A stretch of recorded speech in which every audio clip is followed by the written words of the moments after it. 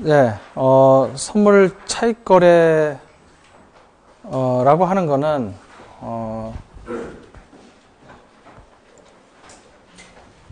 원래 차익 거래 그러면, 이제 이 파생상품 거래에서는 세 가지가 있는데, 가장 이제, 원래 목적이 해지 거래죠. 해칭이라고 하는 해지 거래. 그 다음에 이제 투기 거래. 그 다음에 지금 할 차익 거래. 이렇게 세 가지가 있죠. 이제 위험을 제거하겠다고 하는 거고. 원래 파생 상품의 원래 만들어진 목적이 투기 거래, 방향성에 대한 투자고요. 원래 이렇게 만든 목적이었는데 항상 그렇죠. 자산에 대한 거는 주택도 뭐 살기 위해서 만든 거지 누가 그것 갖고 돈 벌려고 만든 건가요? 근데 하여튼 시장에서 가격이 형성되고 막 이러면 가격에 대한 배팅을 하고 싶어 하는 사람들이 항상 나기 때문에, 그러니까 이런 확률 변수가 나오면 항상 사람들은 거기에 스페큘레이션을 하려는 욕구가 생겨나게 되는 거죠. 그 다음에 차익 거래. 차익 거래라고 하는 거는 보통 이거를 이삭줍기다 보통 그렇게 많이 얘기를 해요. 무위험. 이삭줍기라는 건 그냥 막, 여기저기, 그냥 막 돈이 그냥 막 떨어져 있는 거야. 여기저기. 그래서 먼저 주순 사람이 임자다. 죽은 사람이 임자다. 이제 그런 식의 얘기라서 뭐 이삭줍기다 뭐 그렇게 얘기를 해요. 그래서 차익 거래라고 하는 거는, 본래 아무 위험도 없이 전혀, 돈을 투자하지 않고, 플러스에 캐시플로우를 만들어내는 거를 차익 거래다. 그거는 이제 그 근본 동기는 금융시장의 불균형을 뭐 이용하는 거다. 그렇게 얘기하는데, 이 선물 거래는 그 차익 거래자들이 굉장히, 눈독을 들일 만큼 아주 쉽게 포착을 할 수가 있어서, 상당히, 이 선물 시장은 차익 거래자들한테 아주 좋은, 이삭줍기의 장이 되는. 자, 금융자산 같은 것들이 뭐 균형 가격은 항상 있어야 되는 건데, 제가 초두에 선물 가격은 그건 자산의 가격이 아니다. 그렇게 얘기했죠. 자산의 가격은 아니다. 계약 가격에 불과한 거다. 그렇게 얘기를 했었죠. 그 가격을 놓고 서로, 배팅을 하는 거지. 서로 배팅을 하는 거지. 투기 거래자도. 서로 배팅을 하는 거지. 그거를 자산하고 돈하고 뭐 교환이 이루어진다거나 그런 건 절대 아니다. 근데 그럼에도 불구하고 이 선물 가격은 양면성이 있어요. 이중성이 있어요. 그래서 재밌는 건데, 그렇진 않은데, 또 자산의 가격은 아닌데 자산의 가격에 또 유사한 그런 또 면을 갖고 있어요. 지금 이제 설명을 같이 보시면 이제 알게 될 겁니다. 선물 거래에서 그 계약을 할 때 그 가격이 합리적으로 그 계약 가격이 결정되려면 어떻게 결정돼야만 하는가? 그게 이제 이론적인 가격이 되겠죠. 선물에 먼저 이론 가격을 계산을 해보는 겁니다. 자, 여기 그림의 선물 매수와 현물 매수를 지금 대비를 시켜놨는데, 선물을 매수한다는 거는 미래에 자기가 그 물건이 필요하다 그거예요. 물건이 필요하다. 그래서 미래에 사겠다는 거죠.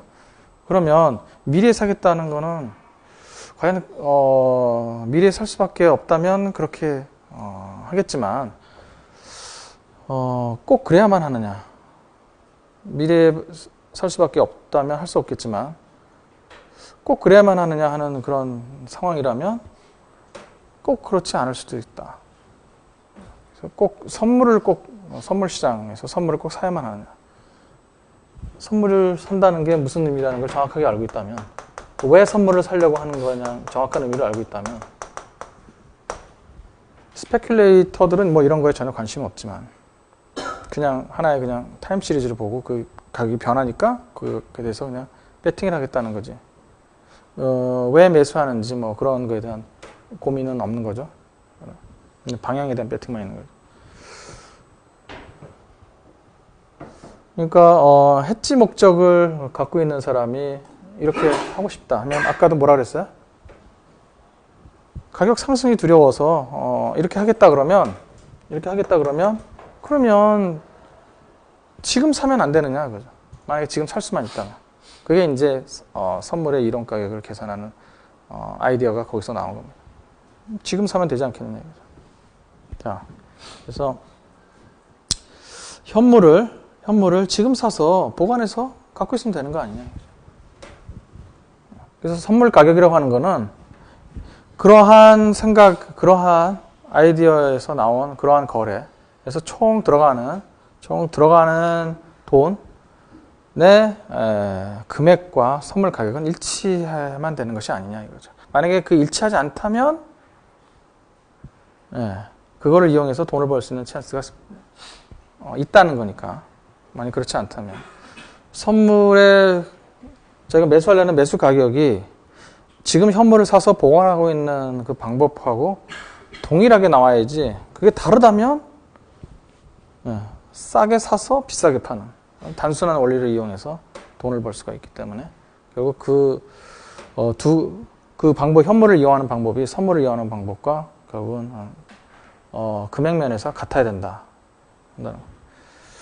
근데 현물을 오늘 매수해서 보관해서 원하는 시점까지 갖고 있으면 된다 하는 거죠. 아까 US 달러 같은 경우 그러죠. US 달러 같은 경우에 수입을 해서 돈을 US 달러를 결제를 해야만 한다. 그래서 환율이 상승할 걸로 염려가 된다. 그러면 지금 사서 달러를 갖고 있으면 되잖아. $10,000가 필요하다?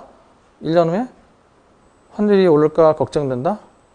뭐하러 걱정하냔 말이야? 지금 $10,000를 사서 갖고 있으면 되지. 정확하게 얘기하면 그냥 갖고 있는 것이 아니라 달러 예금을 하면 되지. 외화 예금을 하면 되는 거죠. 아니면 뭐 채권을 사든지 하여튼 그 운용을 한다 그런 얘기죠. 자, 근데 또 하나의 문제는 돈이 없으면 어떡할 거냐 이거죠. 달러를 사고 싶은데 돈이 없으면 빌리면 된다 이거죠. 빌리면 된다. 그래서 기초 자산을 미리 살 수 있는 방법은 자기 돈으로 사든지 살 수 있다는 가정에서는 자기 돈으로 사든지 아니면 자기 돈이 없으면 빌려서 사든지 두 가지 방법이 있겠습니다. 어떤 방법을 쓰든지 간에 미래에 그 현물을 미래 시점에 이 현물을 확보하기만 하면 되는 거기 때문에 자기 돈을 쓰느냐 남의 돈을 쓰느냐 거기서 무슨 차이가 있겠어요? 이제 금리의 차이가 있겠죠. 내 돈을 써야 되느냐 남의 돈을 써야 되느냐. 즉 내 돈을 써야 되느냐 하면 예금 금리가 될 테고 남의 돈을 써야 그러면 대출 금리가 될 테고. 자, 먼저 남의 돈을 쓰는 경우를 먼저 봅시다. 그 다음에 이제 자기 돈을 쓰는 경우. 자, 차입하는 경우하고 그 다음에 자기 예금을 인출하는 경우로 두 가지. 먼저 차입하는 경우. 현물을 매수하려면 얼마만큼 차입하면 되느냐? 얼마만큼 차입하면 돼요? 이때 현물 가격만큼 차입하면 되죠? 제로라고. 제로 T시죠.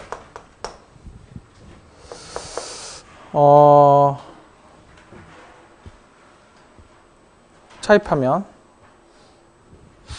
근데 현물을 획득을 했죠? 그러면 US 달러 같은 경우는 금융자산은 여기 나온 보관 비용이라는 게 없어요. 오히려 이자가 나오죠. 이자가 보관을 하면 이자가 나오죠. 네. 그래서 보관 비용은 없어요. 그래서 사면 샀을 경우에 드는 코스트를 지금 계산해야 되는 거죠. 그게 이렇게 해서 현물을 매수해서 이때까지 갖고 있어야만 하는 그런 상황에서 드는 모든 금액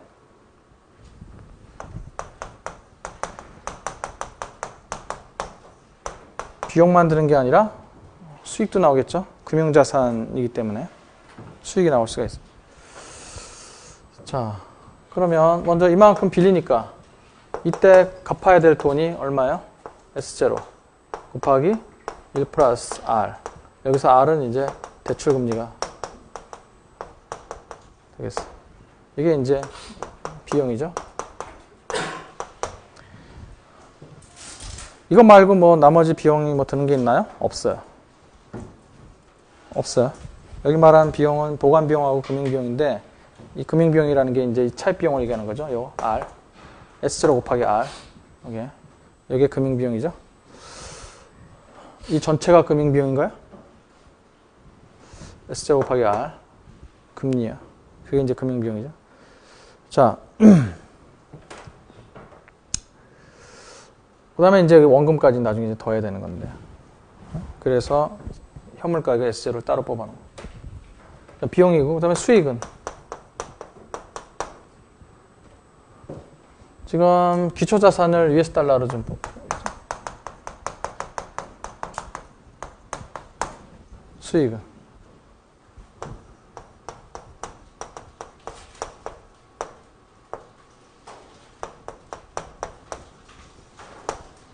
US 달러 예금이자죠? US 달러 예금이자.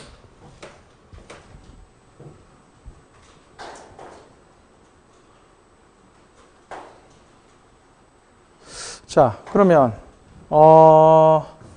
US 달러 같은 경우는 예금이자면 많이 좀 복잡해지겠구나. 자, 그러면 지금 1달러를 샀다고 합시다. 지금 1달러를. 여기서 1달러를. 현물 매수 1달러를. 그러면 S0는 이거의 단위는 뭐예요? US 달러예요? 뭐예요? 이 단위는. 원화죠, 원화? 1달러를 사야 되니까 원화죠. 여기다 지금 원화로 좀 하고.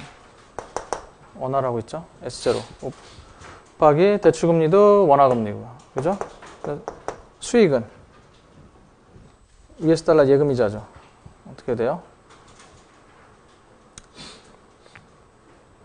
1달러 곱하기 1 플러스 R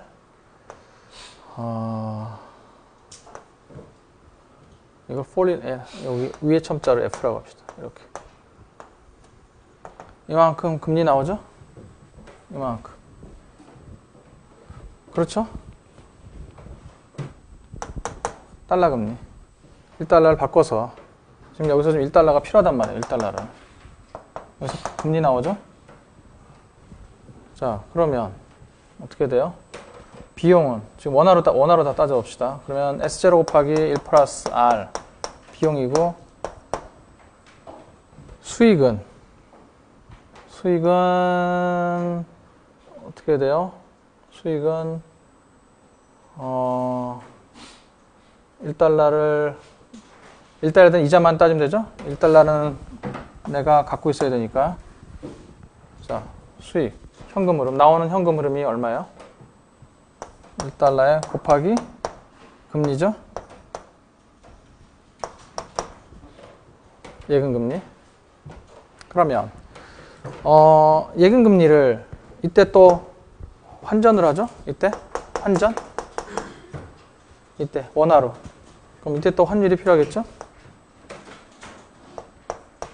곱하기 이때 환율은 ST. 이렇게 되겠죠? 이렇게. US 달러 같으면. 좀 복잡한데. 나중에 US 달러는 다시 정식으로 외환시장 할 때 다시 한번 US 달러 선물의 이론 가격을 다시 계산할 겁니다. 지금 대충 해보면 이렇게 나온다는 걸 알 수 있죠? 지금. 이렇게요. 이게 원래 총 비용인데, 총 들어가는 총 비용이요. 이거 1달러의 가격하고 그 다음에 그 돈 빌리는 데 든 비용, 금융 비용하고요. 그래서 총 토탈 원리금의 합계죠. 그러니까 이만큼 매수 비용이 이만큼 든다 그런 얘기죠. 그러니까 총 토탈 1달러를 이때 갖고 있는데 들어간 총 비용이 되겠어요. 다가 거기서 나오는 달러에서 나오는 현금 흐름. 여기서 얘기하는 기초자산으로부터의 현금 흐름. 자기가 보유하는 데 나오는 현금 흐름은 세이브 되는 거니까 이거는 빼줘야 되겠죠? 네?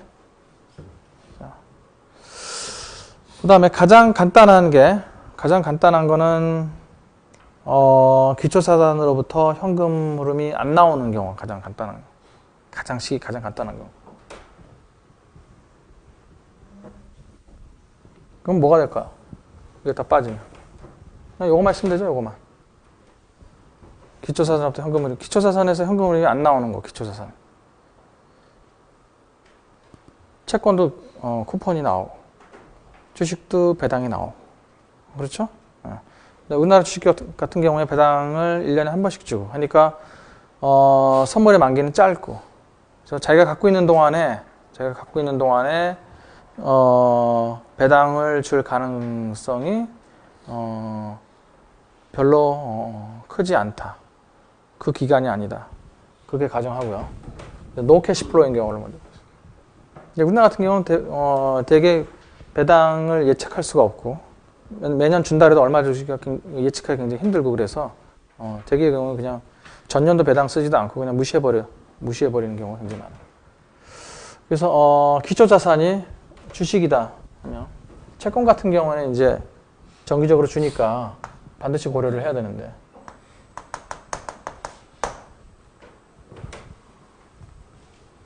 그러면 이렇게 하면 돼요. 이거 이해는 안 돌려. 이게 주식 매입 가격이죠? 매입 가격. 다 이자까지 합쳐서 상환을 해야 되니까. 이렇게요. 총 비용이 이렇게 되겠습니다.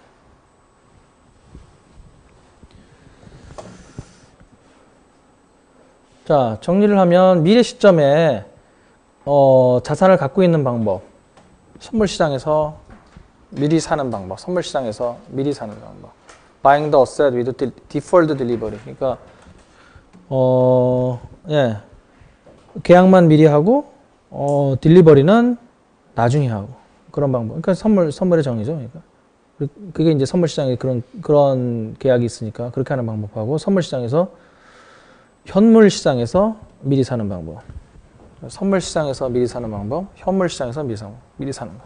선물시장에서 미리 사는 거는 돈이 필요 없지만 현물시장에서 미리 사려면은 돈이 필요하죠. 그 자산을 매수를 해야 되기 때문에. 그래서 또 자산 매수하고 또 갖고 있어야 되기 때문에 이제 캐리라는 개념이 그거를 운반을 해야 된다 이거죠. 보관, 운반을 해야 된다. 그러니까 운반이라는 의미에 그러니까 보관까지 같이 다 들어가 있는 거죠. 미래 시점이 너무 많이 떨어져 있기 때문에 하루 이틀도 아니고 너무 많이 떨어져 있기 때문에 그 보관 문제가 그러니까 인벤토리 보관 문제가 있는데 금융자산은 보관 문제가 없다 하는 겁니다. 금융상품이 아니고 실물, 농산물 같은 경우 그런 경우에는 당연히 보관 문제가 이슈가 되죠. 그래서 이 상품 선물이라고 하죠. 그걸 실물 자산. 상품 선물 같은 경우에는 이론 가격을 그래서 계산하기가 상당히 까다로워요. 이게 금융 선물 같은 경우는 이런 가격을 계산하는 게 상당히 쉬운데. 그래서 기초 자산의 보유 저장이 힘든 경우는 이론 가격 계산하기가 상당히 힘들다. 자, 그래서 보관 비용도 없고 그리고 중간에 캐시플로우도 안 나오고 그러니까 노 스토리지 코스트, 노 인컴인 그런 가장 간단한 경우에 그래서 non dividend paying stock이다. 뭐 채권 같으면은 쿠폰을 안 주는 채권이다. 그렇게 할 경우에 이론 선물 가격이 이렇게 된다. 지금 이 식은 좀 전에 본 식하고 틀리죠? S0의 1 플러스 R이 아니라 2의 RT라고 이렇게 돼 있죠? 이건 뭐야? 연속 복리라고 하는 거죠? 원래 복리로 하게 되면 이건 이제 달리죠? 달리로 하게 되면 정확하게 쓰면 T. 그러니까 이 R이 기간 금리가 아니고 이 R을 연율로 표시하면 연율로 따진 금리라고 하게 되면 T. 그럼 T도 그러면 단위가 2열지가 되겠죠? 이렇게 해서 보통 그래서 이게 날짜가 뭐 90일이다 그러면 예를 들면 365분의 90 이렇게 이런 식으로 나오게 연 단위로 바꿔서 그게 이제 달리의 개념이죠. 그러니까 결국 무슨 얘기예요? 그러니까 이 S0의 미래가치란 얘기죠. 여기가 S0의 미래가치. S0의 미래가치인데 무위험 미래가치. 주식의 무위험 미래가치. 그게 바로 선물 가격이다. 현재 주가의 현재 주식의 현재 주가로 따진 무위험 미래가치가 바로 그 주식 선물의 가격이다. 예상 가격이다. 미래 예상 가격이다. 그런 거예요. 언뜻 보기에는 받아들이기 힘들죠? 위험 자산에 무위험 수익률을 적용시켜서 이 기간 동안에 주식이 무위험 수익률을 얻어진다. 선물 가격이라고 하는 거는 이 가격에 대한 예상 가격이니까 이론적으로 그 예상 가격이 이 주식의 무위험 미래 가치다.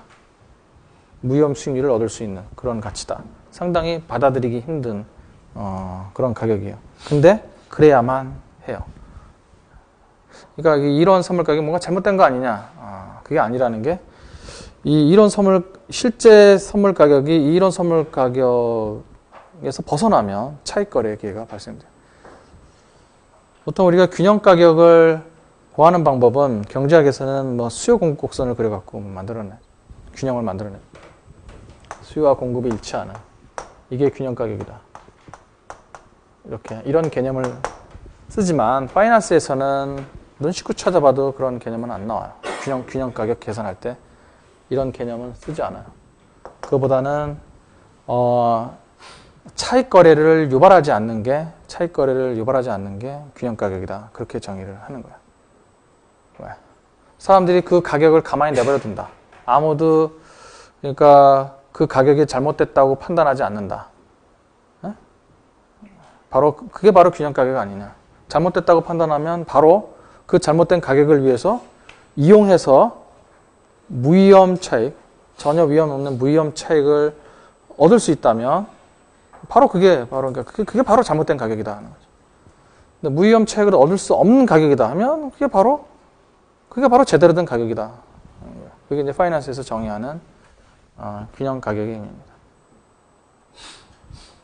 그러니까 우리가 주식에서 주가가 이때 미래 주가가 얼마냐? 이게 한 달 90일은 석 달 후에 주가가 얼마냐? 이런 식으로 계산 안 하죠? 뭐 다른 모형도 있죠. 가장 파이낸스에서 뭐 유명한 게 뭐 캐펜 같은 경우. 근데 그것 갖고 우리가 이런 가격 계산해서 그것도 이런 단기에 주가를 예상하고서 거래하는 사람은 정신 나간 사람 아니면 아무도 없어요. 캐펜을 실제로 그런 식으로 이용하는 사람. 장기 같으면 뭐 이용할 수도 있지만 단기에 뭐 이론적으로는 뭐 캐펜을 이용해서 뭐 언더밸류, 뭐 오버밸류 해갖고 뭐 이렇게 거래할 수 있다고 하지만 거기 베타를 측정하는 거에 대한 논란부터 시작해서 전혀 신뢰성이 없는, 물론 이론적으로는 상당히 훌륭한 모델이지만 그래서 아무도 그 모델은 실제 거래에서는 이용을 안 하게 됩니다. 나중에 이제 뭐 퍼포먼스 성과 평가할 때는 이제 뭐 캐팸에 의한 수익률, 벤치마크 수익률 이렇게 해갖고 패시브한 수익률이라고 비교할 때 뭐 벤치마크로 써서 비교하는 그런 용도로만 쓰지 실제 이렇게 그 가격을 예상하고서 하기 위해서 그걸 쓰지는 않는다 이 말이에요. 근데 선물은 아주 심플하게 그런 이론 가격이 존재를 해요. 그래서 그 이론에서 벗어나면 실제 가격이 그 이론에서 벗어나면 안 돼요. 벗어나면 차익 거래가 들어온다. 주식에서는 아무리 그런 걸 짚고 찾아봐도 주식 현물에서는 그런 논리가 없어요. 그런 논리가. 그건 당연히 없어야 돼요, 사실은. 당연히. 이거는 파생상품은 기초자산, 현물이 있기 때문에 이런 가격을 아주 쉽게 구할 수가 있는 거예요. 그런 균형 가격을. 사실상 기초자산이 있기 때문에. 근데 기초자산은 그 자체를 갖고 아무 데서 참고할 만한 게 없기 때문에 그냥 배팅을 하는 수밖에 없는. 기본적으로는. 그러니까 랜덤워크를 따른다고 가정하면. 자, 그 얘기를 했고. 자, 지금 2의 RT 하다가 얘기가 나왔죠. ERT가 이제 그 미래가치죠. S0의 미래가치다. 무이원 미래가치. 이건 달리고 복리. 복리로 할 때도 연속 복리가 아니라 그러면 어떻게 해야 돼요? 그러니까 지금 미래가치를 지금 따지는 거기 때문에 1 플러스 R에 T승 이렇게 하죠? 이거 연열 이렇게 쓰고 이것도 이제 2열즈 단위 쓰고 이렇게 한단 말이에요. 이게 이제 복리죠? 이거는 이제 연속 복리. 연속 복리라는 게 뭐야?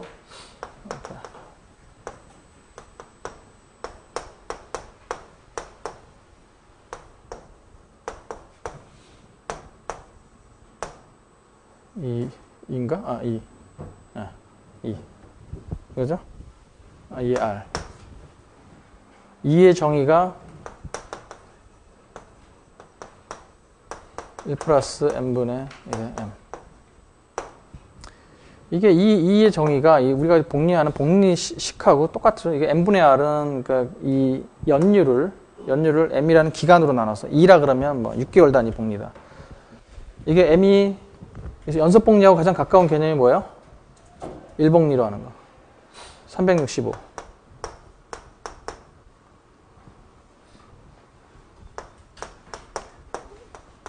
그래서 1복리로 하면 그냥 이렇게 계산하지 않고 이렇게 하지 않고 이렇게 하지 않고 그냥 이렇게 하는 거랑 거의 뭐 오차가 거의 없어요. 그래서 그런 용도로 많이 쓰죠. 연속복리라는 상품은 존재하지도 않고요. 그러니까 매일 이자를 준다면 이렇게 하겠지만 연속복리라고 하는 건 그냥 매 순간마다 이자를 준다는 얘기예요. 어떻게? 연율로 R을 따서 10%라 그러면 1복리라 그러면 이거를 365일로 쪼개서 이렇게 매일매일 이자를 주겠다는 얘기인데 10%를 365로 나눠서 연속복리라는 거 하는 거는 10% 이자를 무한대로 쪼개서 나눠주겠다는 건데 연속적으로 계속 주자마자 또 주고 주자마자 또 주고 주자마자 또 주고 이자를 그렇게 따져서 연율로 10%다 그런 얘기죠. 근데 그렇게 주는 상품은 없지만 이거는 근사치를 계산하기 위해서 실무에서는 이걸 절대 안 쓰지만 아카데미에서는 이걸 많이 쓰는 이유는 표현하기가 간단하다. 그건 물론 그것도 있지만 실제에서는 이렇게 만나면 일이 되기 때문에 여러 가지 조작할 때 편하다. 그래서 이걸 많이 쓰게 됩니다. 근사치료도 훌륭하고 일복리의 근사치료도 훌륭하고 본래 목적은 이제 이런 여러 가지 증명 과정에서 자연로고를 칠하면 일이 돼버리는 그런 성격을 갖고 있기 때문에 상당히 식을 간단하게 만들어준다. 그래서 연속복리가 많이 쓰이게 됩니다. 그래서 이론 선물가격하면 보통 텍스트북에서는 항상 이런 식으로 나와요. 연속복리. 하지만 우리가 실무에서 쓰는 공식들을 이렇게 본다면 그러니까 우리나라의 금융시장, 그 한국에서 나온 그 책들 거기 안에 들어가 보면 파생상품 쪽에 주가지 선물의 이론 공식, 뭐 주식 선물의 이론 공식이 나와 있거든요. 그런 거 보면 연속복리를 쓰지 않아요. 실무에서 어떻게 연속복리를 써요? 연속복리에 해당되는 그런 상품이 없는데. 그러니까 이따가 차익거래를 실제 해보면 알겠지만 이렇게 하면 오류가 나요. 이렇게 하면 안 돼요. 실제로 쓸 때는 이 공식을 이용할 수가 없어요. 그냥 이론적으로만 이렇다는 걸 알고 실제 그러니까 이것도 이론 선물 가격이긴 한데 이게 잘못됐다는 것이 아니고 그냥 아카데미에서는 이렇게 쓰고 실제 실무에서는 달리를 쓰게 돼요. 왜? 복리로 쓰지도 않아요. 달리. 최근월물이 많이 거래가 되기 때문에 그 짧은 기간 동안에 이자는 대출이든 예금이든 복리로 하지 않는다고 하는 게 더 합리적인 가정이기 때문에 상품들이 뭐 CMA 같은 게 나오긴 나왔지만 그게 고정금리 상품도 아니고요. 그리고 MMDA 같은 경우도 일단 한 달 뭐 지나야 되고 막 이런 식으로 그래야지 뭐 고정금리 이자 높은 이자를 주고 하기 때문에 근데 최근월물은 다 한 달 내로 만기가 돌아오고 그래서 그냥 달리로 계산하는 게 보다 합리적입니다. 그래서 S0의 미래 가치는 이렇게 시험에서 항상 기준은 여러분들 달리로 계산을 하셔야 됩니다. 복리로, 연습복리로 교재에 나와 있지만 연습복리로 계산하지 마시고요. 이따가 제가 연습 문제 풀이할 때 보시면은 제가 달리로 계산할 테니까 그때 어떻게 하나 보시기 바랍니다.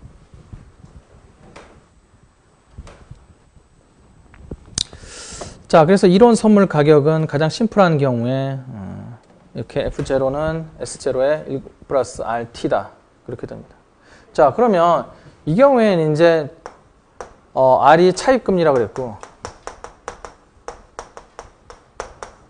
그럼 자기 돈이 있다 그러면 자기 돈이 있는데 왜 차입을 해요? 그죠? 자기 돈 있으면 자기 돈 갖고 사면 되지. 그래서 자기 돈을 쓰는 경우에는 이게 뭐가 돼야 될까요? 예금금리가 돼야 돼요. 왜 예금금리가 돼야 될까요? 기회비용이니 그런 말 하지 말고요. 그러니까 파이낸스에서는 그런 기회비용이라는 말 잘 안 나와요. 물론 가끔 나오지만 경제학보다는 굉장히 덜 나와요. 그게 굉장히 애매모호한 표현이기 때문에 실제로 숫자 같은 걸 집어넣고 계산하고 막 이래야 되기 때문에 그러니까 자기 돈을 쓴다 그러면 자기 돈을 S0만큼 인출을 하겠죠? 그러면 이때 선물 만기 때, 즉 이때 이제 사서 보관해 갖고 있다가 이때 이제 실제로 이제 뭐 쓰겠다는 얘기죠. 매수하면 매수하는 대로, 매도하면 매도하는 대로 실제로 이제 그걸 쓰겠다는 얘기죠. 현물을 보관하고 갖고 있다가 아직은 안 필요하니까 보관하고 있다는 얘기죠. 그러면 예금을 하게 되면 어떻게 돼요? 총 들어가는 비용이 이때 자기가 예금을 인출하면서 뭘 포기한 거예요? 네? 예금 금리를 포기한 거죠? 그렇잖아요. 그래서 이만큼 들어갔고 구입하는데 이만큼 들어가고 그 다음에 예금 금리 이만큼 포기했다. 이거를 내 돈을 쓰고서 다시 채워놓는다. 이렇게 갖고 있다가 판다. 그래서 파고 난 다음에 다시 채워넣을 거다. 그러면 예금에다 다시 채워놓는다. 이렇게 가정하면 이 원금만 채워야 될 것이 아니라 뭐야? 이자까지 채워놔야 되잖아요. 그래야지 원상태가 되는 거죠. 그게 정확하게 원상태가 되는 겁니다. 이렇게 되는 거. 그러니까 그래서 항상 뭐 예금 금리하고 대출 금리가 같다고 가정하자 뭐 그런 얘기가 나온다면 항상 이런 걸 염두에 두고 하는 거예요. 이런 걸 자기 돈을 쓰느냐, 남의 돈을 쓰느냐. 예금 금리와 대출 금리가 틀리기 때문에 당연히 틀려야 되기 때문에.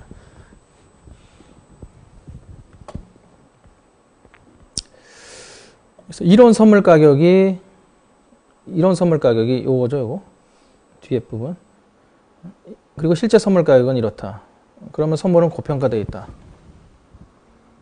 그러면 선물이 고평가되어 있으면 선물은 팔아야 된다. 선물은 팔고, 나머지 이 현물은 선물에 비해서 저평가되어 있다. 그렇게 생각하는 거예요. 이제 상대적으로. 그래서 현물은 매수하고요. 그래서 부동식에서 큰 쪽을 팔고 작은 쪽은 사고요. 항상 차익거래 보면 부동식을 만들어 놓고 큰 쪽은 팔고 작은 쪽은 사고 항상 그런 식이에요. 이제 저평가됐다고 이렇게 판단하고 반대 방향으로 이제 하면 될 거고. 근데 이름을 보면 여기 매수 차익거래라고 이렇게 돼 있죠. 우리가 해지거래에서는 뭐라고 그랬어요? 해지거래 같으면 선물을 매도하면 매도 해지라고 그랬을 거예요. 근데 이건 해지가 아니죠. 그래서 차익거래에서는 현물을 기준으로 밑줄 쳐놨죠. 현물을 기준으로 매수냐 매도냐 그런 이름을 붙이게 되는 겁니다.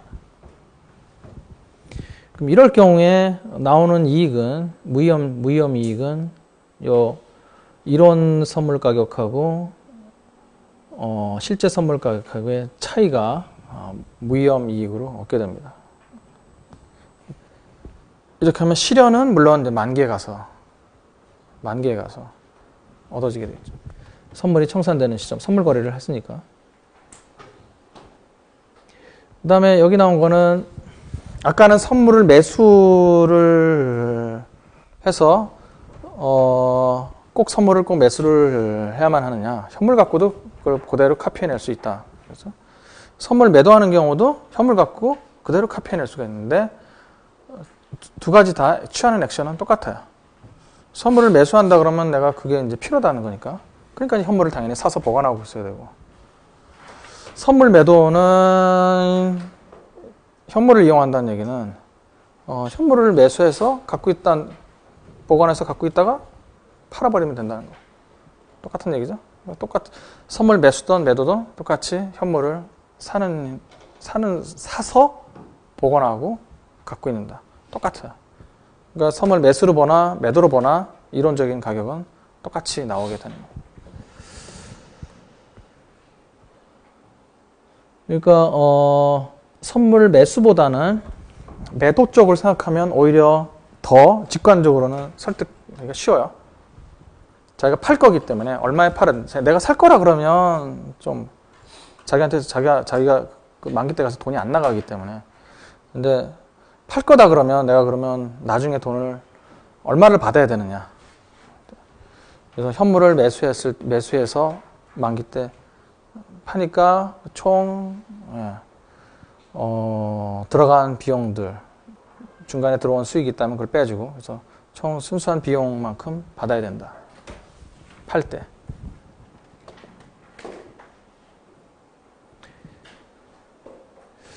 자, 이것도 제가 초대 얘기한 거죠. 선물 가격은 현물 가격하고는 달리 이론 가격이 그냥 이론 가격으로 끝나는 게 아니다. 아까 그 뭐 CAPM 얘기를 하면서 그렇게 했죠. 주식의 이론 가격은 사실 존재하지 않아요. 주식의 이론 가격이라고 하는 거는 그냥 그 주장일 뿐이지. 여러 사람들이 이게 적정 가격이다. 그 수많은 애널리스트들과 수많은 모형들에서 이론 가격을 제공해 주는데 막 들쭉날쭉하죠. 왜? 어느 것도 믿을 수 없다. 결국 그런 얘기죠. 그냥 이론 가격으로 참고할 뿐이지 그게 현물 가격에 아무런 영향을 미치지 못해요. 그래서 이제 현물 거래는 더 재밌는 건데, 자, 그래서 이론 가격으로 끝나는 것이 이제 선물은 이론 가격으로 끝나는 것이 아니라 그게 실제 가격하고 같아야만 한다. 차익 거래 기회를 제공해 준다는 얘기는 실제 가격이 이론 가격하고 틀리면, 그러니까 실제 가격이 지금 틀리다는 얘기예요. 이론 가격이 틀리다는 얘기는 이론 가격이 아니라는 얘기는 지금 실제 가격이 균형 가격이 아니란 얘기예요. 그 균형 가격이라는 얘기는 어떤 이론적인 균형을 얘기하는 것이 아니라 실제 그래야만 한다는 가격이에요. 실제로 시장에서 그 가격으로 형성되지 않으면 안 된다는 그런 가격이에요. 그러니까 현물만 거래하는 사람들은 이 개념을 도저히 받아들일 수가 잘 못 받아들여요. 이걸. 그런 식으로 거래를 해본 적이 없기 때문에. 그러니까 지금 이 공식에 의해서 이런 가격이 나오잖아요. 그러니까 선물의 가격은 현물에 완전 링크가 되어 있죠. 이게 일반적으로 T 그러면 현물 가격이 이게 만약에 T가 아니고 ST-1 이렇다면은 완전히 운명이 결정되는 건데 그렇지는 않고요. 그럴 수는 없고, 그죠? 이게 과거의 현물의 과거의 가격 이렇게 하면 완전히 미래 운명이 결정된다는 이건 확률 변수가 아니에요. 이러면 이렇게 되면 완전히 결정되고 있는 거예요. 그래서 동일한 시점에서 가격이 서로 링크가 되어 있기 때문에 둘 다 확률 변수인 거죠. 이걸 알면 이걸 알 수 있으니까 이거는 확률 변수 이건 아니네? 그게 아니죠. 당연히 이건 모르고 이것도 모르고. 지금 시점에 가격이 나와야만 이것도 알 수 있는 거예요. 그래서 이렇게 ST가 움직이면 이 가격이 결정돼야만 이게 나오는 거고, 이게 나와야만 이게 나오는 거. 하나하나씩 결정되는 거니까. 이게 나와야만 이게 아는 거고. 동시에 결정되는 거야. 그러니까 at the same time. 동시에 결정되는 거야. 동시에 결정되면서 가는 거야. 그러니까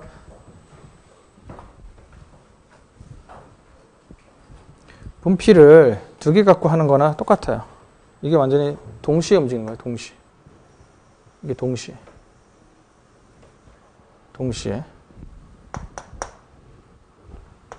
S가 미래를 모르는 것처럼 그러니까 당연히 F도 미래를 모르는 거야. 그러니까 이렇게 돼 있다 그래서 링크가 돼 있다 그래서 F는 운명이 결정돼 있구나. 미리 알 수 있거나 그걸 운명이 결정되어 있는 거는 맞는데 미리 알 수 있거나 그거나 그 얘기는 할 수 없는 거. 이걸 미리 알 수 없는 것처럼 이것도 미리 알 수 없는 거. 동일한 시점에서 나오는.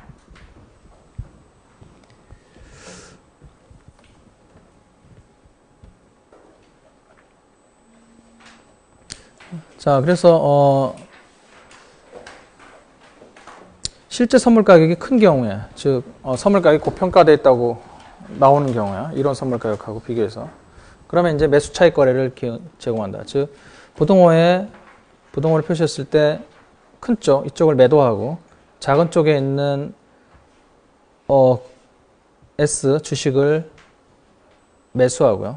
선물을 매도하고. 만약 이렇게 되어 있다면 거꾸로 선물이 작으니까 이때 선물을 매수하고 S0 현물을 매도하고 부동호 방향을 보고서 판단하면 되는 겁니다.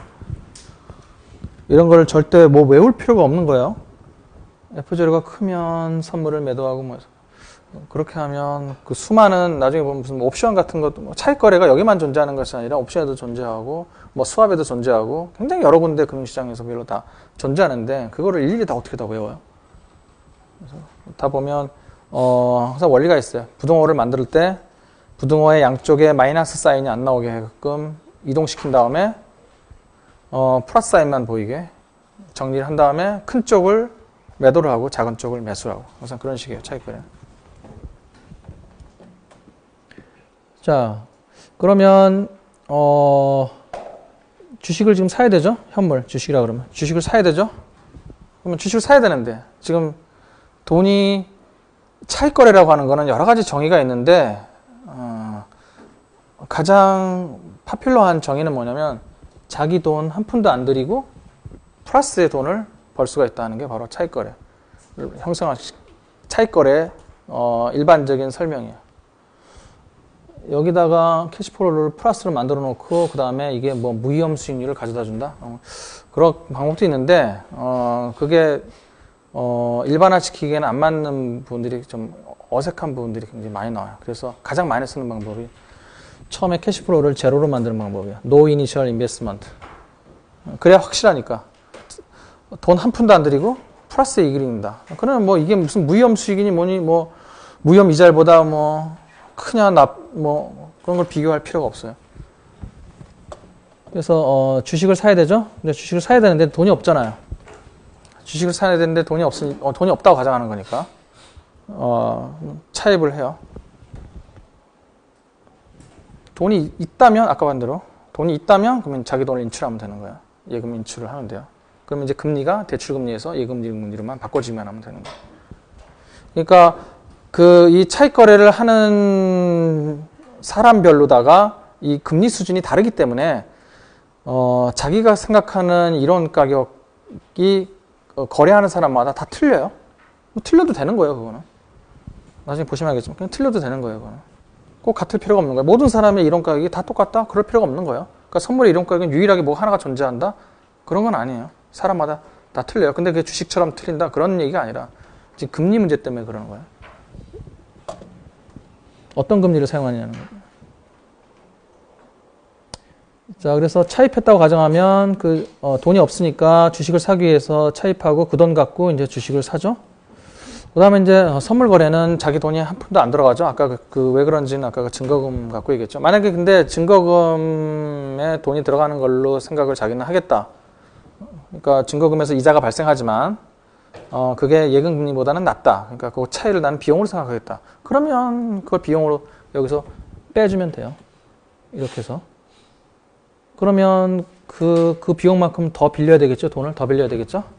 주식 사는 데만큼 돈을 빌리는 것이 아니라 선물 거래를 위해서 증거금을 동원해야 된다. 근데 증거금이 내가 맡겨놔야 될 증거금이 지금 없다.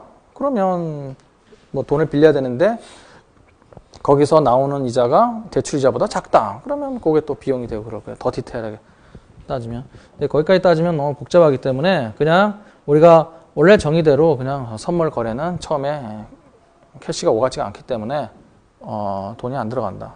증거금은 그냥 맡겨둔 돈이다.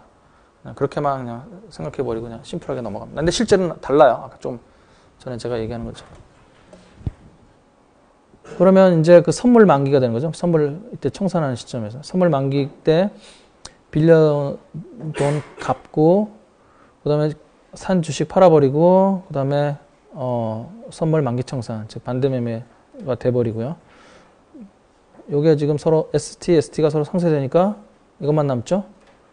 그러니까 결국 뭐예요? 이익이 이 두 개의 차이다. 실제 선물 가격과 이런 선물 가격의 차이가 이익으로 나오게 된다. 이거죠. 매도 차익 거래도 마찬가지죠. 이쪽은 지금 선물을 매수하고 대신 현물을 매도해야 되죠.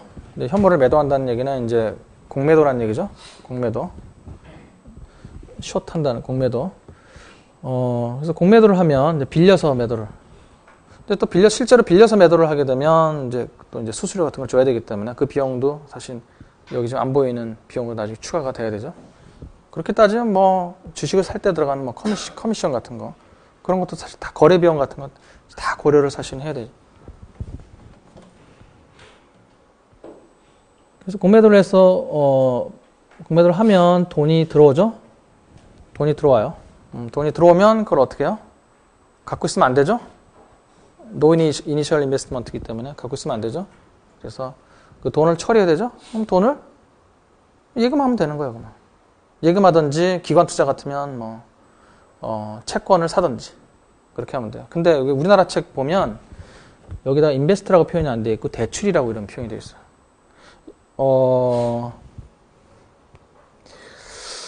예를 들어서 뭐 증권회사가 이런 차익 거래를 한다. 그러면 꼭 누구한테 꼭 대출을 해줘야 되느냐?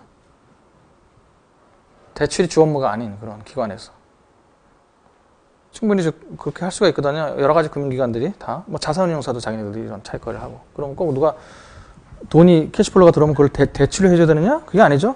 대출한다는 의미가 아니고 그러니까 들어온 돈을 운용한다는 그런 의미예요. 운용한다는 의미죠.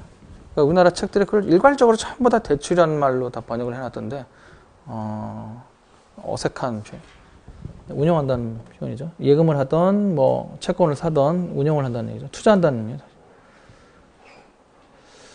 그럼 만기 때 가면 주식을 다시 돌려줘야 되니까 사야 되고 그 다음에 그 예금을 하던 채권을 사던 그래서 나중에 이거를 채권을 이제 사면 채권을 갖고 있던 건 팔아버린다는 얘기고 예금은 다시 인출한다는 그런 얘기죠. 그때 이제 이러한 수익이 얻어진다는 얘기죠. 다 정리하면 마찬가지로 이론 가격과 ST가 서로 상쇄가 되기 때문에 선물의 이론 가격과 실제 가격의 차이가 무위험 이익으로 나오게 돼요. No initial investment, riskless profit. 그래서 이런 차익 거래가 그래서 발생하지 않으려면 이론과 실제하고 같아야 된다. 그래서 파이낸스에서의 균형 가격의 정의는 차익 거래를 유발시키지 않는 가격, 그것을 균형 가격이다. 그렇게 얘기를 합니다. 그러니까 그게 수요와 공급이 정확하게 일치한 가격이다. 그렇게 얘기를 정리를 하게 됩니다. 그래서 이런 차익 거래가 계속 발생되면 어떻게 될까요? 이쪽은 매도하니까 가격이 떨어지겠죠? 이쪽은 주식을 매수하니까 올라가겠죠? 이쪽은 매수하니까 올라가고 이건 매도하니까 떨어지고 그래서 결국 힘이 그렇게 작용하니까 금방 균형 가격으로 돌아오게 돼 있다. 이게 얼마나 걸릴까요? 실제로? 이 공매도를 하는 경우는 좀 힘들어요. 그죠? 공매도가 그렇게 자유롭지 못하기 때문에 이 경우는 이 차익 거래가 기회가 막 수분간 어떨 때는 막 길 때는 막 하루 정도까지도 막 가고 막 그런 때도 있어요. 드문 경우인데 대개 한 수분 정도 유지가 되고 이런 경우는 거래를 짜기가 매도 차익 거래보다 쉽기 때문에 이런 경우는 그냥 단 몇 초 안에 어떤 경우는 1초도 안 돼서 기회가 사라져 버리는. 그러니까 이런 거는 아까 이삭 줍기라 그랬잖아요. 그냥 떨어져 있는 이삭 줍듯이 이런 식으로 프로그램을 짜놓고 시그널이 오면 자동적으로 주문이 이렇게 세 가지가 자동 주문이 나가게끔 미리 만들어 놓으면 됩니다. 그러니까 누가 빨리 주문이 들어가느냐. 그래서 주문이 들어가면서 다시 또 이 기회가 사라질 수 있어요. 그래서 어떤 경우는 주문이 들어가면서 갑자기 이게 부동화가 이렇게 역전되는 수도 있어요. 그러니까 잘못 거래하면 손해를 볼 수가 있어요. 제가 들어가는 순간 부동화가 바뀌어버리고 주문을 멈춰버리든지 하는 그런, 하여튼 결국은 이게 컴퓨터 시스템 싸움이 되는 겁니다. 자, 예를 보면 여기 지금 H라고 되어 있는 거는 우리 지금 교재에 없는 거예요. 헐 책이에요. 헐 그 왜 파생상품 원서 있잖아요. 그거 뭐 따로 안 보셔도 되고. 주가가 지금 40달러고, 지금 주식 선물의 가격이 43달러다. 무위험 이자율이 연율로 5%. 이론 선물 가격은 40.50이다. 지금 연속복리로 하면. 실제 선물 가격은 43. 그러면 선물이 고평가되어 있죠? 그러면 선물을 팔고 현물을 사면 되죠? 매수 차익거래. 현물 기준으로 하는 거니까. 그래서 이런 식으로 이제 구성을 하면 이거 뭐 어렵지 않죠? 이렇게. 현물을 사야 되니까 돈이 없으니까 돈을 빌려야 된다. 아니면 자기 돈을 인출한다. 이렇게요. 그럼 R이 대출금리로 됐다가 예금금리로 됐다가. 그래서 무위험 수익이 바로 40.5하고 43의 차이죠. 이론 가격하고 선물 실제 가격의 차이. 여기 써놨죠. 만일 현금이 이미 있어서 차입이 불필요하다면, 그죠? 차입을 한 다음에 돈을 갚는다는 얘기는 인출을 할 경우에는 다시 재예치를 한다는 거예요. 근데 재예금을 할 때 40달러만 예금하는 것이 아니라 그 기간 동안에 발생한 이자까지 자기가 재예치를 해놔야 원상태로 되돌려놓는 겁니다. 즉, 노 이니셜 인베스트먼트에 맞는 얘기이기 때문에.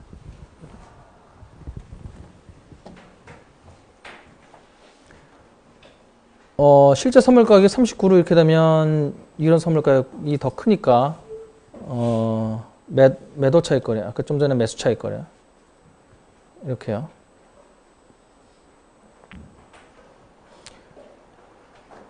현물 공매도를 통해서 팔면 돈이 들어오고 그것 갖고 돈이 있으니까 그걸 운영을 해야만 한다. 그런 얘기죠. 네, 여기서도 떠났죠. 만일 현물을 보유 중이었다면, 지금 보유 중이었다면 그것을 매도한 후에 만기에 재매수를 하면 되죠. 이 경우는 공매도하는 경우는 진정한 공매도가 요즘 없기 때문에 그냥 그러니까 차입 매도, 빌려서 매도하는 거예요. 빌릴 때 그 수수료 내는 거예요. 자기 게 있다면, 그럼 뭐 비용을 하나도 안 들어가는 거죠. 그래가지고 다시 또 재매수하면 되니까. 물론 이제 그 주식 거래 비용은 뭐 공매도를 하던 뭘 하던 다 마찬가지로 이제 들어가는 거고. 하여튼 여기도 그런 숨어 있는 커미션, 주식 거래 비용은 다 들어가고 있는 거고요. 이게 주식은 이렇게 쉬운데, 이게 주식 선물이 아니고 주가지수 선물이라면 얘기는 좀 달라지죠? 주가지수 선물이라 그러면 주가지수에 해당하는 현물이 존재하지 않잖아요. 맞나요? 뭘 존재하잖아요. 존재하죠? ETF라는 게 존재해요. 존재하기 때문에 ETF를 활용하면 된다. 우리 교재에도 뭐 이렇게 써 있는데 실제로는 활용하는 사람은 거의 없어요. 근데 개인들 같은 경우에 가끔 재미삼아서 해보는 사람들이 있는 것 같은데 대부분 다 실패해요. 왜 그러냐면 ETF의 유동성이 굉장히 안 좋아요.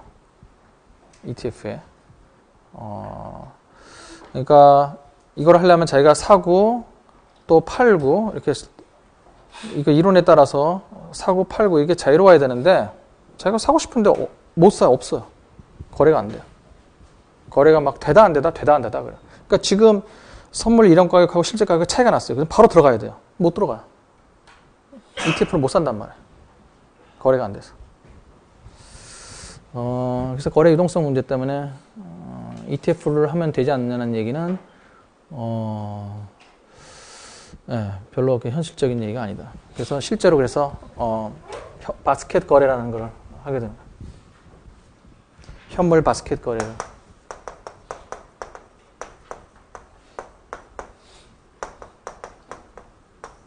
그러니까 뭐 S&P 500이다 뭐 코스피 200이다. 그러면 그러니까 이런 코스피 200 같은 지수가 그러니까 이 선물 거래를 위해서 만들어진 그런 지수죠.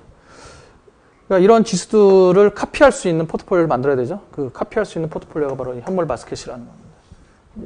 500개, 200개가 아니고 이거는 보통 20개에서 40개 갖고 이걸 트래킹한다.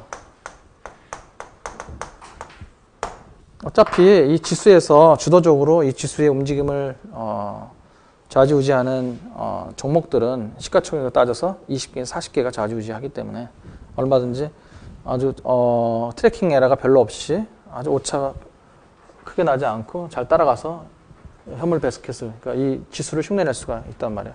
그러니까 기초자산은 바로 이 현물 바스켓이 바로 그 기초자산의 역할을 하게 됩니다. 그러니까 여기서 현물을 매수한다 그러면 어떻게 해요? 현물 바스켓을 동시에 매수를 하죠. 동시에 매수. 그래서 우리가 이런 걸 바로 프로그램 매수한다. 프로그램 매수. 프로그램 매도. 그런 게 나오는 거죠. 원래 프로그램 매수, 프로그램 매도라는 거는 주문의 한 종류의 이름이에요. 동시에 20 내지 40개 정도의 종목을 동시에 특정한 프로그램을 이용해서 매수하고 매도하고 하는 걸 프로그램 매수라고. 그건 이제 일반 개인 투자자들한테는 대부분 제공되지 않고 기관 투자자들한테만 그런 소프트웨어가 제공돼요. 프로그램 매수. 동시에 바스켓을 동시에 매수하고 매도하는 프로그램을 통해서.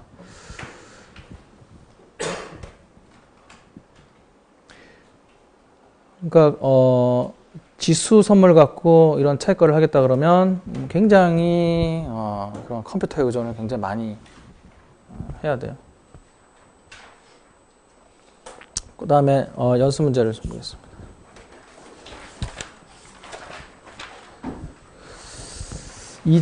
박진우 책 2장.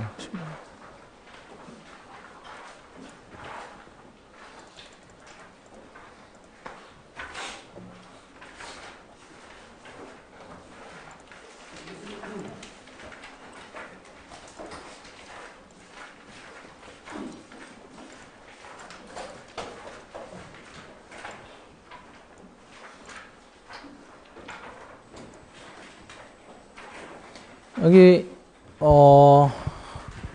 2번하고 4번하고 5번하고 카페에 가시면은 제가 연습 문제 여러분들이 어떤 걸 시험을 위해서 봐야 되는 리스트가 적혀져 있습니다. 카페에 가시면.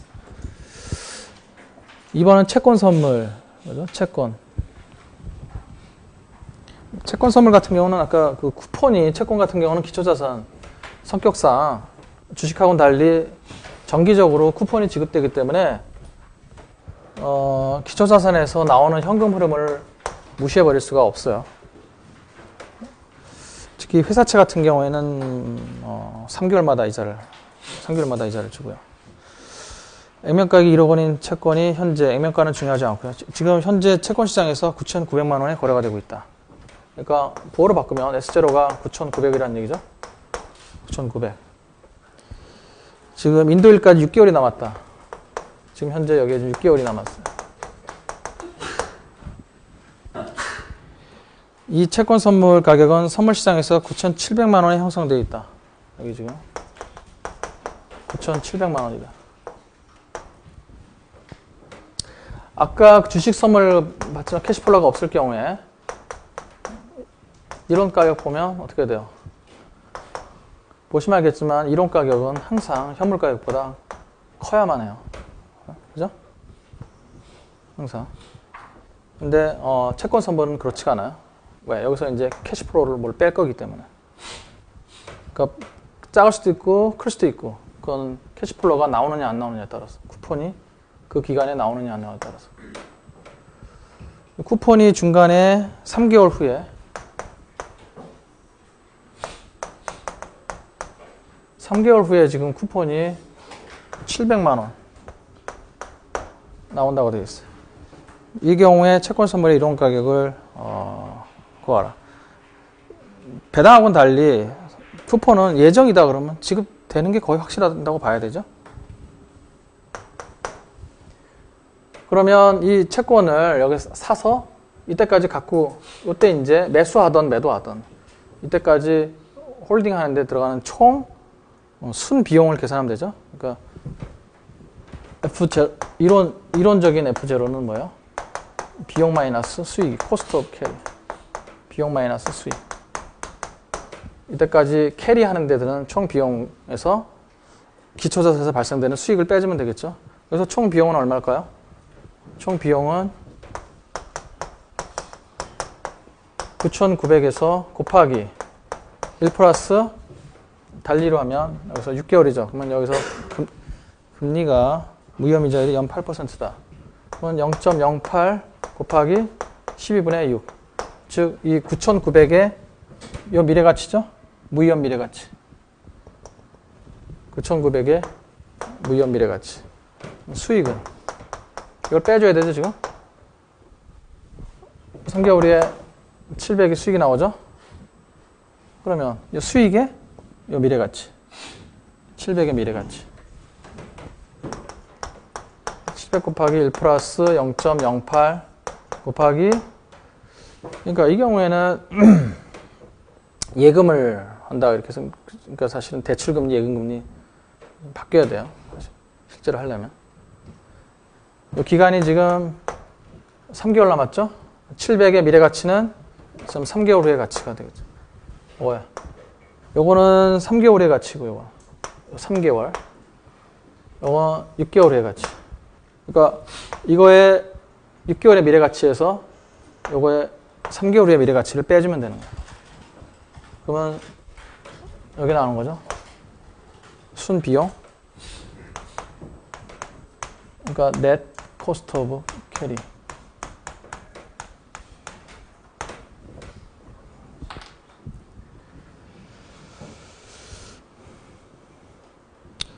그러면 이거는 1296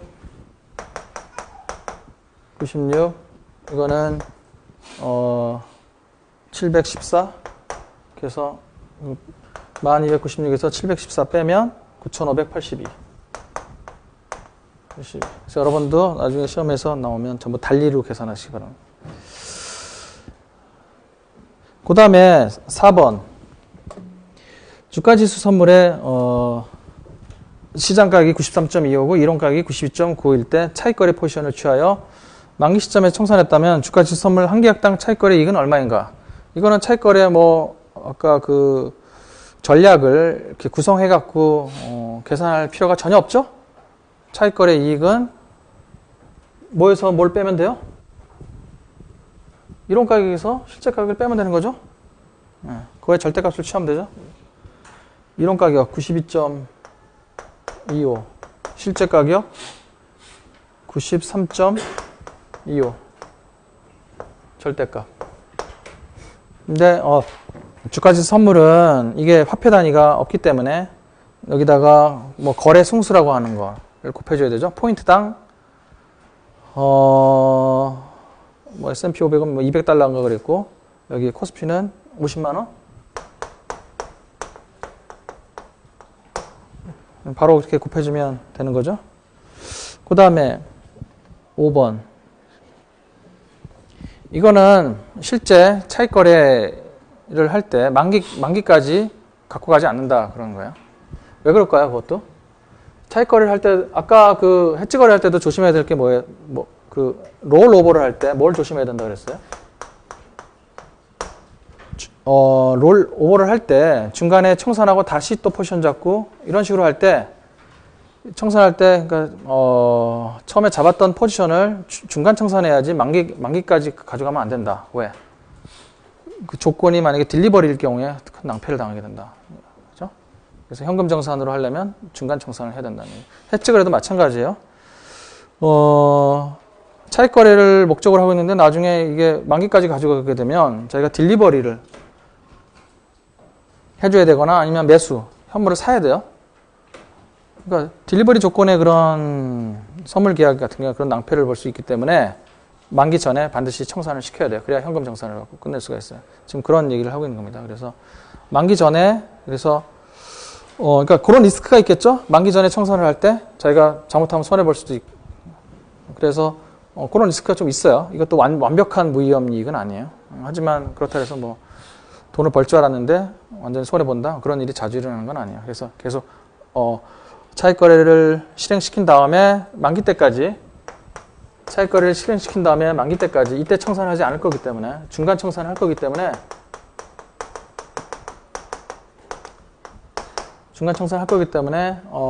손해가 안 날 시점 쭉 기다리고 있다가 아무 때나 그냥 청산시켜버리면 돼요. 아무 때나 계속 쭉 보면서 이것도 그냥 프로그램 짜놓으면 돼요. 쭉 봐갖고 만기 전에 중간 청산하는데 마이너스가 안 나와 손해가 안 나오는 그런 시점이 됐다 그러면 거기서 중간 청산을 시켜버리면 돼요. 아까 그 똑같은 거래 방식으로 하면서요.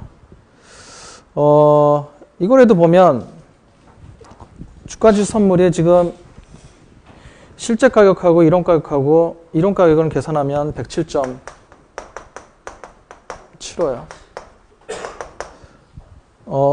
실제 가격은 실제 가격이 이게 실제고 이론이 더 작아요. 106.05. 그래서 선물이 고평가되어 있죠. 그래서 이제 선물을 매도하고 그래서 현물은 사고요. 그래서 현물을 사야 되기 때문에 현물 매수. 그래서 이제 차입을 하죠. 그다음에 이제 선물은 매도를 했죠. 그래서 지금 현물이 105예요. 그래서 차입을 105만큼 해요. 이게 중간 청산하기 때문에 CF1, CF2 이런 식으로 표현하면 차입을 해서 원리금의 합계가 그래서 이거 마이너스 105.25로 지금 중간 청산하는 그 시점에서 한 달 후에 원래 지금 선물의 만기가 지금 2달이에요. 2달인데 1개월 후에 그냥 중간 청산을 시켜버리는 거. 왜? 그렇게 시켜도 이익이 날 거기 때문에. 이익이 나는 상황이기 때문에 그렇게 해버리는 거예요. 그러니까 끝까지 만기 때까지 들고 있을 필요가 없다 이 말이에요. 차익거래에서도. 그 다음에 현물 매수는 그때 현물을 매도하니까 97.25가 나왔고요. 선물 매도는 이익이 9.7 나왔고요. 그래서 전부 다 더하면 1.425 이런 식으로. 그러니까 이거를 미리 프로그램을 짜놓고 이런 식으로 해갖고 여기다가 미지수를 여기다가 현물 가격 얼마에 그래서 이건 계속 변하겠죠? 이것도 이제 그 기간에 따라서 금리가 그러니까 금융 비용이 변하겠죠? 잔존 기간에 따라서. 이것도 이제 선물 가격이 계속 변하겠죠? 그렇게 해서 이제 딱 이 계속 변하는 값이 여기 정산해 보면 플러스가 되는 시점이 딱 포착됐다. 그러면 바로 즉각 반대 매매를 해버리면 돼요. 다 반대로 갚아버리고 팔아버리고 사버리고 다 각각 반대로 매매해서 청산해버리면 청산했을 때 그러니까 이렇게 플러스가 나왔을 때 바로 청산 만기 정산을 하면 절대 안 되고 딜리버리인 경우에 현금 정산이라면 만기까지 들고 있어도 되고 그 중간에라도 만기 청산하는 했을 때 나오는 이익보다 중간 청산했을 때 나오는 이익이 더 크다. 그러면 만기 때까지 기다릴 필요가 없는 거예요. 중간에 이렇게 청산시켜버리면 되는 겁니다. 네, 오늘 여기까지 하겠습니다.